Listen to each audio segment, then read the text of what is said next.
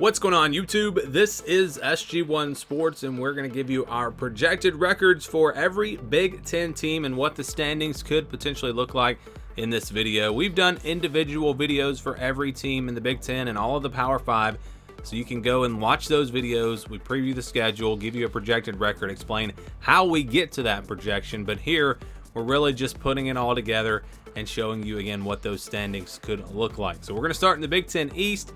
You see Rutgers at the bottom, and also remember the projections were done based off of the overall schedule, not the conference schedule. I just kind of filled in the conference schedule to make it work with those overall schedules, but really focus on that overall schedule. Rutgers at the bottom, projected to go 4-8, 2-7 in the Big Ten. And then you've got Michigan State and Indiana both at 5-7 overall, 3-6 in the conference. So both of those teams are projected to miss a bowl game, both Indiana and Michigan State. We'll see if one of them can bounce back this year and have a better season. All right, so Maryland comes in at number 4, 7-5 overall, 4-5 in the conference, meaning they would be projected to win the 3 non-conference games and go 4-5, like I said, in the conference. And it's tough when you've got Michigan, Ohio State, and Penn State in your division. You can almost count on those 3 games as being losses. That gives you 3 losses already. If Maryland takes care of business against Indiana, Michigan State, and Rutgers, that puts them at 3-3, obviously.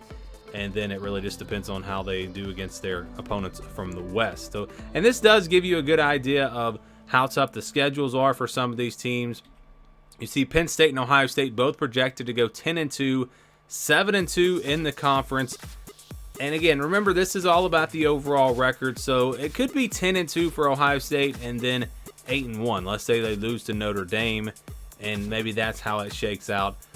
But for the wins and losses to be even, to add up to 63, which is what you need, I did have to put them at 7-2. Same thing with Penn State, also at 7-2. But 10-2 overall. That's the projection for both Ohio State and Penn State. Michigan, though, projected to go 11-1.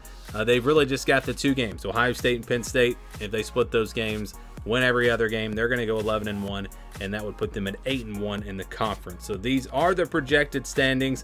Again, Michigan at the top, then Ohio State and Penn State, then Maryland kind of by themselves, then Indiana, Michigan State, and finally Rutgers. So let's go to the Big Ten West, and I pretty much put all of these teams except for Northwestern into the same tier. So the only thing that's going to be different as far as these records go is based off of the schedule. Not because I think one team is better than another. It's simply based off of their schedule. And I think this can really tell you who got the easier schedule, who got the tougher schedule. So Northwestern at 5-7, 3-6 in the conference. They're projected to bounce back this year and have a better season, but miss out on a bowl game. So 4 Big Ten teams are projected to miss a bowl game: Northwestern, Indiana, Michigan State, and Rutgers. But everyone else is projected to get there. Purdue and Minnesota both projected to go 6-6, 4-5 in the conference. Both of these teams a little bit of a down year compared to where they were last year, but still solid seasons, getting to a bowl game, and what could be a bit of a rebuild for Purdue and maybe even Minnesota. I don't know if I'd go that far with Minnesota, but Purdue, the new coach and all of that, you would expect them maybe to take a bit of a step back. Aiden O'Connell gone, and some other faces gone there at Purdue. And then you've got Illinois and Nebraska also projected to go 4-5 in the conference. So this tells you, just based off of these numbers, again, all these teams are put into the same tier. This tells us that Illinois and Nebraska have an easier non-conference schedule than Purdue and Minnesota, and that's why they're projected to go 7-5. Purdue and Minnesota projected to go 6-6.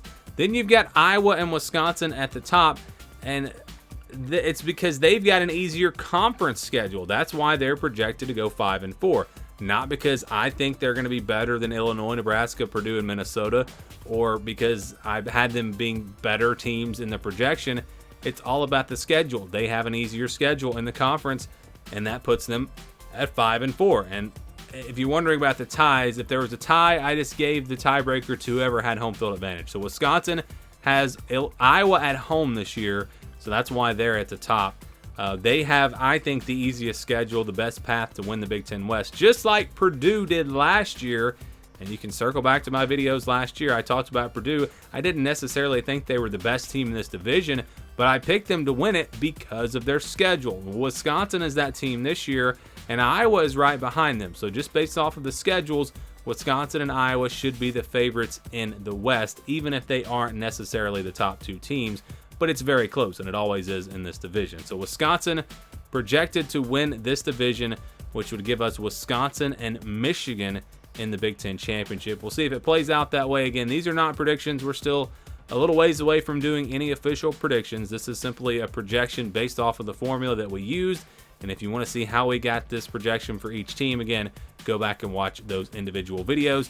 Your thoughts on the Big Ten? Do you think it'll be similar to this? What do you think will be different? Let me know down in the comments below. Thank you for watching, and stay tuned for more here on the SG1 Sports College Football Channel.